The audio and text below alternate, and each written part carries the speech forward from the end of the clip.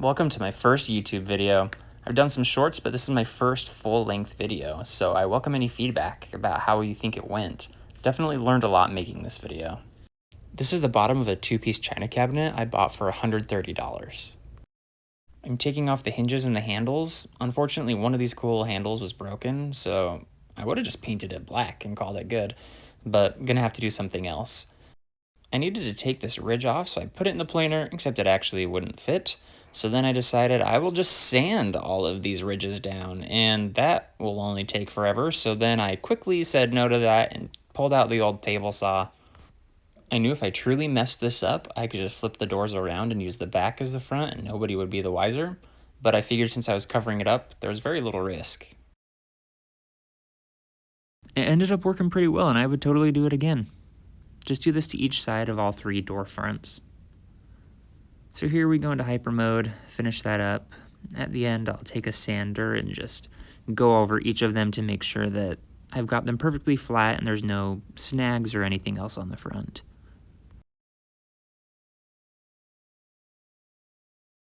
I've seen other people do the process that I'm about to show you, where you buy a bamboo mat off Amazon and just secure it with construction adhesive. It worked pretty well. There's some cons to it that I'll talk about later. So I glued it on, took my brad nailer, cutting the backing away from the rest of the mat so I can move to the next door. You'll see here I pulled the backing away from the mat. It just made it easier to work with. One of the cons here is that the adhesive started to come through the bamboo slats, so I had to kind of clean that up.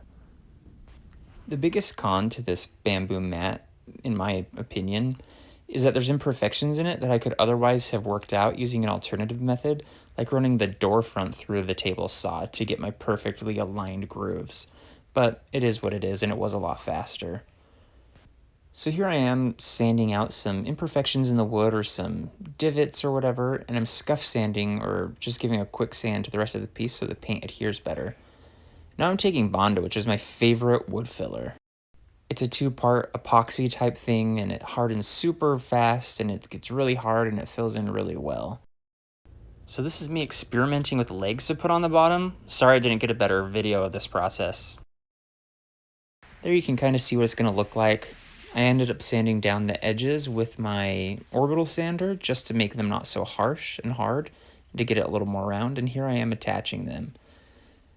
Because I'm still new to this and not super good at filming or having the content creation in mind when I'm building these things, there's some things you'll kind of miss out here, like how bright it is and you can't see anything that I'm doing.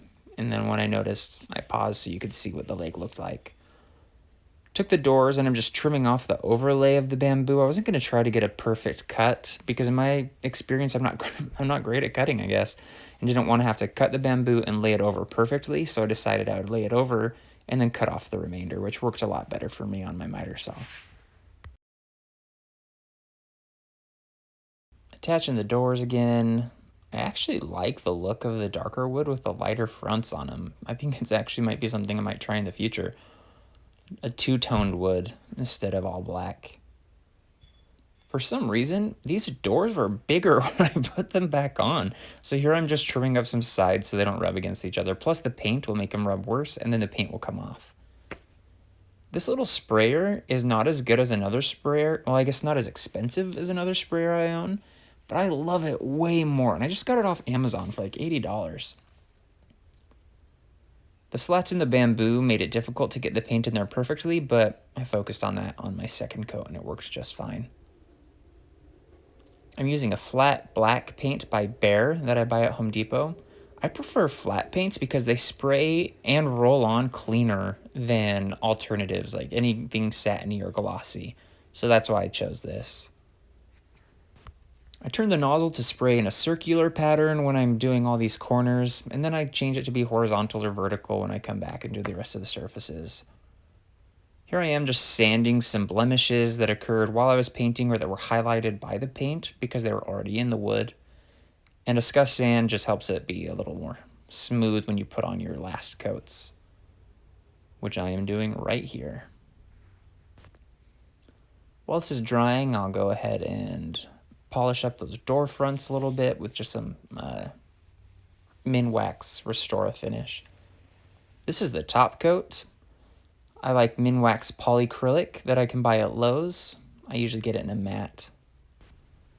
And surprise, there's just a handle attached. I forgot to press start. So here I am attaching the other handles. I bought these for another project. They just didn't look good on, so I've had them around for actually quite a while. So here I am just getting everything set back up. These handles, you had to adjust each one by hand. It was actually hard to get them all aligned perfectly, but we got it there in the end. And at this point, I prep you for the reveal, which is not great because I didn't have YouTube videoing in mind. So here you've got some vertical perspectives of the finished product. Anyway, this was a $75 piece. Sold it for $400 with a $50 delivery fee. And I hope you enjoyed it. Thanks.